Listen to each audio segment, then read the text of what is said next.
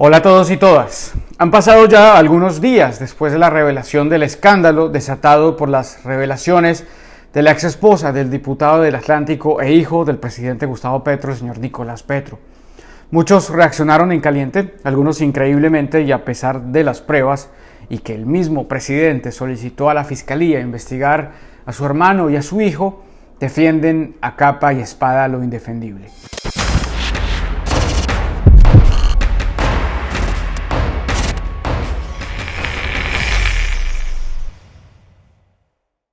Lo primero, resaltar la actitud del presidente que tenía conocimiento de la situación.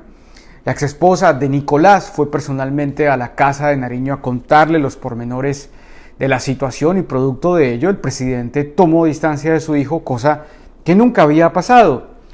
Como por ejemplo con cierto expresidente que tiene hijos que se enriquecieron a punta de zonas francas, corrupción, Odebrecht y disfrazaron sus turbios negocios con venta de manillitas. El hecho es que la palabra la tiene la justicia.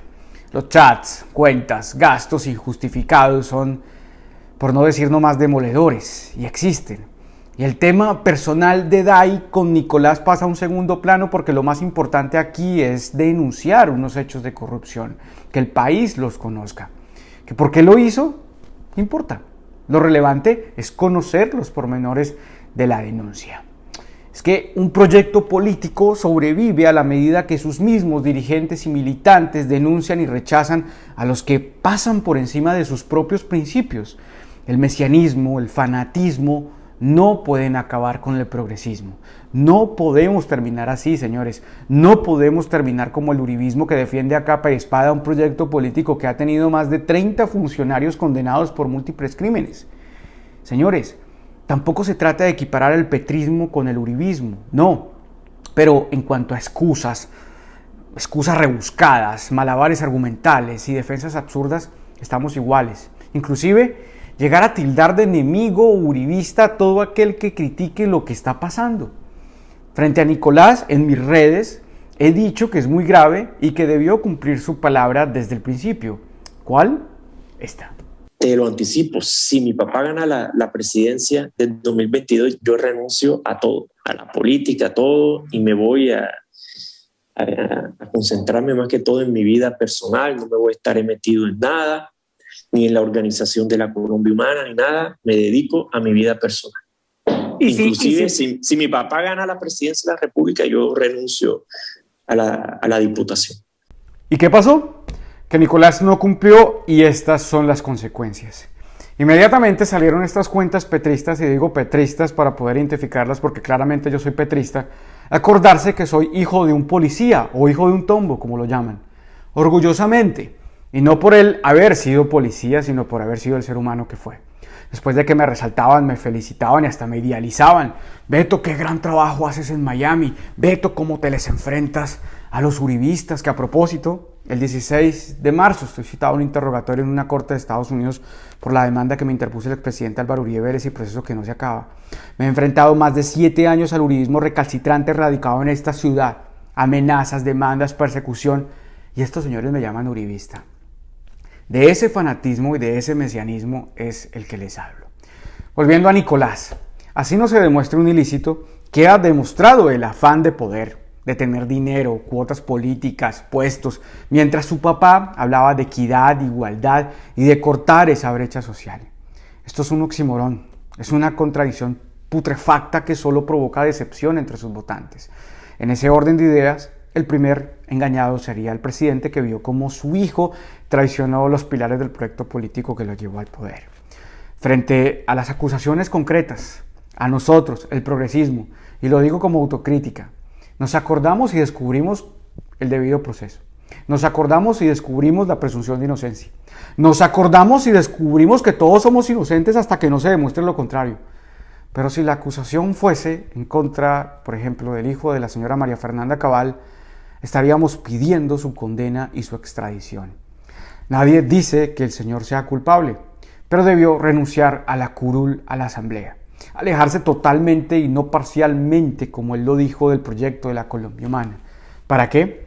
para que se pueda concentrar en defender las acusaciones que le están haciendo y no afectar el proyecto político que ganó en las urnas, no afectar el sueño de millones de colombianos que creen todavía en un cambio real. Todavía no sé cómo el señor Máximo Noriega actúa como si nada y sigue siendo candidato a la gobernación del Atlántico. No podemos exigir para un lado, pero para el nuestro hacernos los de la vista gorda. Al presidente yo lo apoyo. Y lo apoyo porque tiene una intención clara de cambiar el país. ¿Que tiene afán? Sí. ¿Que esto puede ser contraproducente? También. Pero tenemos un presidente honesto que está pésimamente rodeado de lagartos corruptos que se le arrimaron a él, producto del descontento nacional por los partidos tradicionales y el uribismo. Lagartos que se creen dioses encarnados, salvadores de medio pelo, que lo único que hacen es pegarse del discurso para tener poder, cuando en realidad son pusilánimes, ególatras, vacíos o tal vez llenos de ambición. Lo que da lástima es que algunos de esos lagartos vayan a ser de su familia.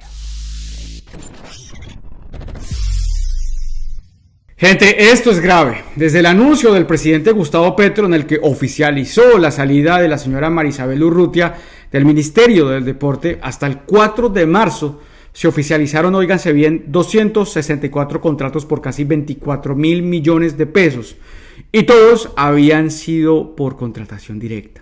Hasta ayer no se había posesionado la ministra encargada Astrid Viviana Rodríguez. Por esa razón la ministra cuando salió se preguntaba si ella la declararon insubsistente o la habían despedido. Es más, hasta el 3 de marzo se había publicado la hoja de vida de la nueva jefe de la cartera del deporte, pero esta mañana el presidente Gustavo Petro, ahí sí, declaró insubsistente a la ministra Marisabel Urrutia, que seguía en el cargo como si nada. La denuncia inicialmente fue hecha por el activista y abogado Daniel Briceño, que señaló que hay un evidente afán de la señora Marisabel Urrutia por dejar amarrados varios contratos antes de que Astrid Viviana Rodríguez se posesionara formalmente como la nueva jefe de esa cartera. Según el documento, que es público, los contratos se firmaron entre las 11:34 del 3 de marzo hasta las 12:46 del día 4 de marzo. La hoy exministra se justificó e indicó que en su gestión no hay malversación de fondos porque envió el dinero supuestamente directamente a las federaciones para evitar triangulaciones, ya que anteriormente la plata pasaba primero por el Comité Olímpico Colombiano. Mientras tanto, la Secretaría de Transparencia del Gobierno Nacional van a revisar cada uno de los 260 contratos que firmó ahora la exministra Marisabel Urrutia e indicaron que la situación sí parece ser irregular por el ritmo de contratación del ministerio, sobre todo porque se causa después del anuncio de la salida de la señora ministra. Muy grave, vamos a esperar qué pasa, señores.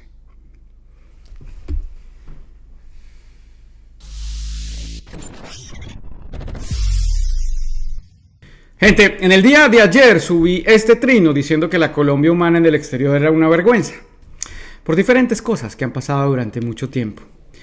Primero debo decirles que yo no pertenezco a la Colombia humana, entonces, ¿qué tiene que ver Beto en este problema?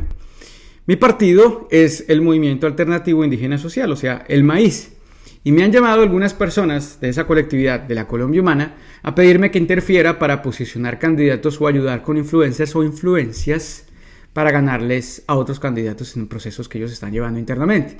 Lo paradójico es que ese movimiento siempre rechazaron mi candidatura por ser youtuber, por tener seguidores. Y está demostrado que los seguidores son los que eligen, pero a ellos solamente les sirve cuando les conviene.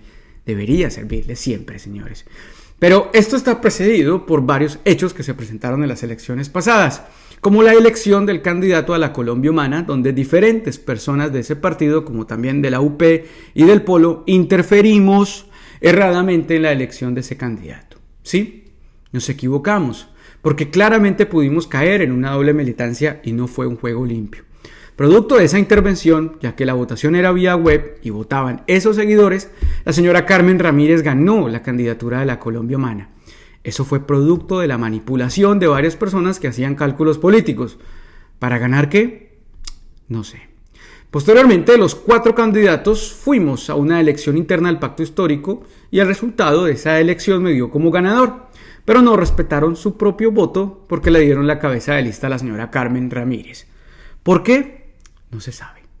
Cuando la cabeza de lista al Senado, pues era un hombre. En ese momento, al ver unanimidad de todos, yo acepté la decisión.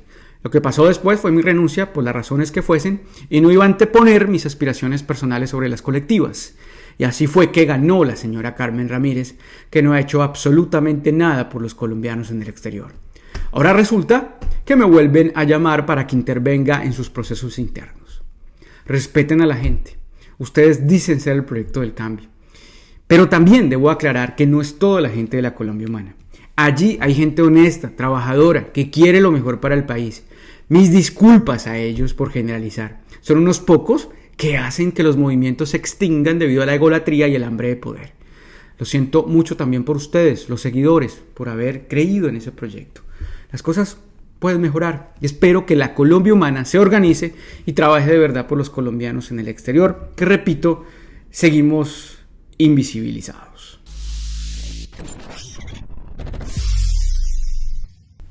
Gente, a todos ustedes, muchísimas gracias por ver Beto Reacción. Por favor, no se les olvide darle like, compartir, seguirme en todas las redes sociales. En Instagram estoy como @BetoCoralG.